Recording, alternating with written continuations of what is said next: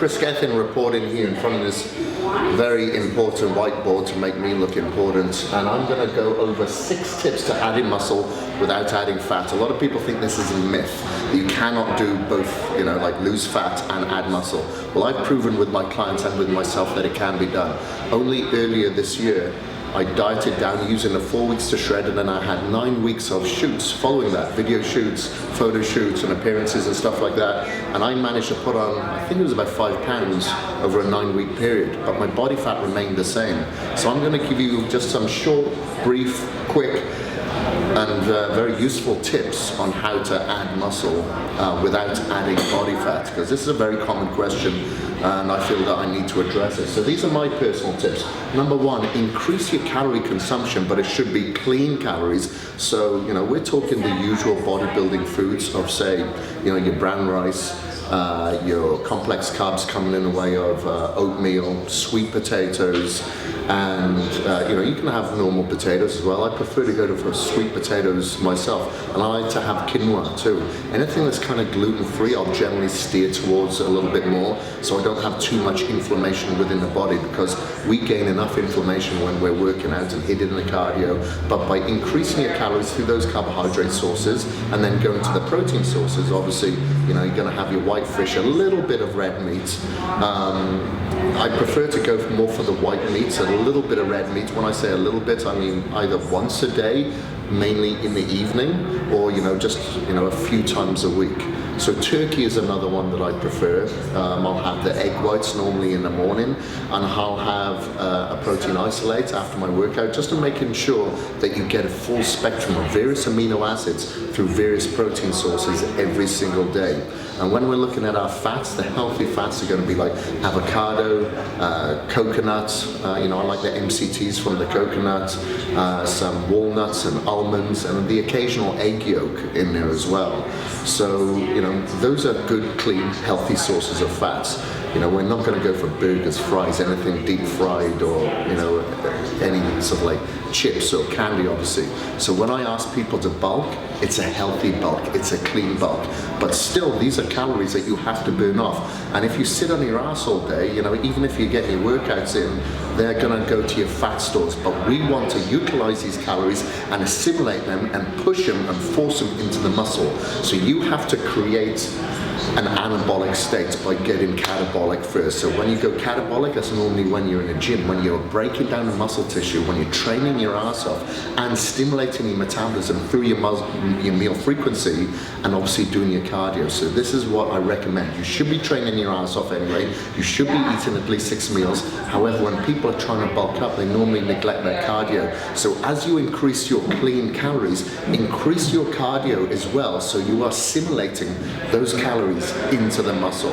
The more that your blood flow is shuttling around the body, you get rid of your lactic acid, and that will transport the nutrients into your muscles as well. So that's 2.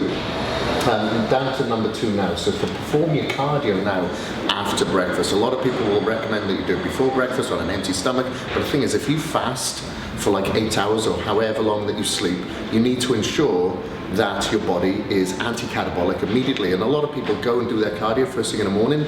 Your metabolism is at its slowest at this precise moment. So you need to make sure that you spike your metabolism as fast as possible by waking up, getting your breakfast in you, getting your lean protein and your carbohydrates. So that could be your oatmeal, that could be your egg whites, and then perform your cardio about 60 minutes after, once you've kind of settled that from your stomach. So you kind of break that fast as soon as possible. Once you've eaten, your metabolism is now at a faster rate. So it makes sense that you perform your cardio when your metabolism is kind of firing. You know, you get me? And I always recommend that you only go 2 to 3 hours between meals. Obviously, we can't do that during sleeping periods, so it's essential that as soon as you wake up, that you spike your metabolism and get rid of that catabolic state within your body by eating immediately.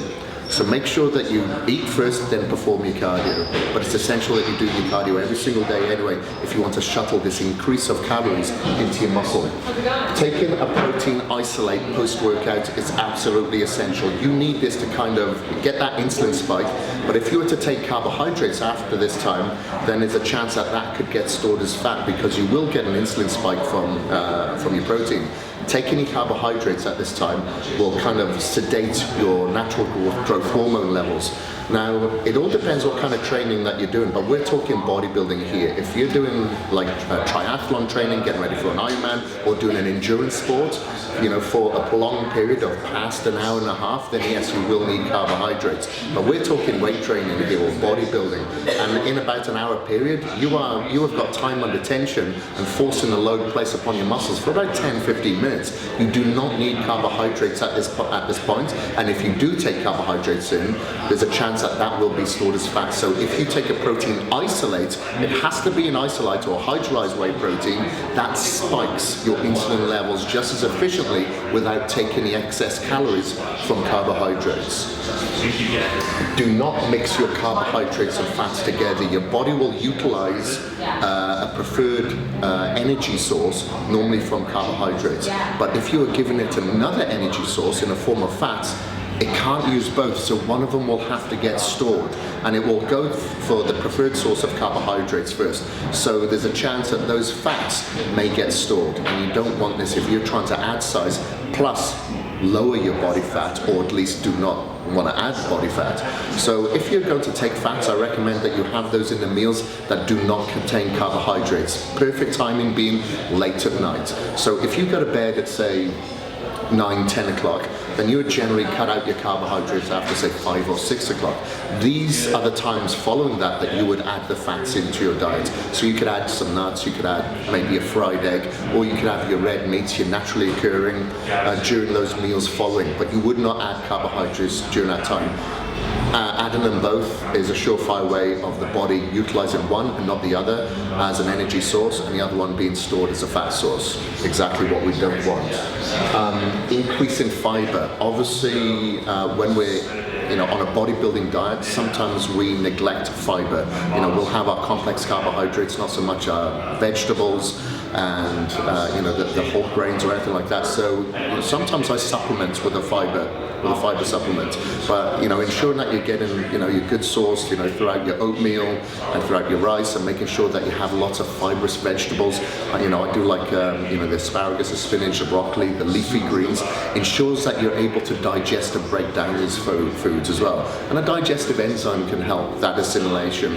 And ensure that you don't take too much fiber, because that can take away the good bacteria within your stomach as well. So it's a healthy fine line, but making sure that you're regular to keep the metabolism firing, so you're not so bloated all the time and you cannot get your regular meals in, is essential to burn in the body fat whilst you're adding the muscle as well. So you're taking, at the end of the day, we're taking a lot of protein here, which is hard for the body to digest, especially if it's a heavy protein. So fiber is essential to have a healthy stomach and a tight stomach. Lastly here, use L-Carnitine. So I like to use L-Carnitine even when I'm not dieting, specifically because I know it helps utilize fat as an energy source. It shuttles the fat into the mitochondria, which is the perfect energy area which utilizes that as a calorie source. So putting fat as its primary source into the mitochondria so we can utilize that is a perfect way of maintaining your muscle and increasing it without adding body fat at the same time, so you're actually able to maintain those levels or at least lower it. And that's what we're all about, is increasing the muscle and not adding or at least lowering the body fat. So you'll see that over that period that I added that 5 pounds of muscle, I didn't put on any fat during that time. And if you noticed the muscle building trainer that's on bodybuilding.com, you'll see it was filmed every single day where I put on quite, I think it's 20 pounds, yes, it was 20 pounds over that 12-week period, and I actually lost fat. And this is how I did it, exactly how I did it. Now the cardio, just quickly, I'll give you a tip on that. What I was actually doing was HIIT cardio. If I'm just focusing on only losing body fat and maintaining muscle, then I'll do steady state. But because there's a lot of inflammation that's happening within the body. But you'll notice on a muscle building trainer, what I was doing is a form of a HIIT training. So every 4 minutes, whilst I was on like a treadmill or Stairmaster or an elliptical, I would go all out for 1 minute. And I would do that for about 3 or 4 cycles. So that's exactly what I recommend as you're trying to build muscle and burn fat at the time. Do the HIIT training. That could be first thing in the morning after your breakfast or after your workout, after you've had your protein isolate, and hit that high period for 1 minute for about 3 cycles, so you're totaling 15 minutes. So those are my 6 tips to adding muscle without adding fat. If you like this video and you want more videos like this, please subscribe to my YouTube and like and comment, and I'll bring more to the table.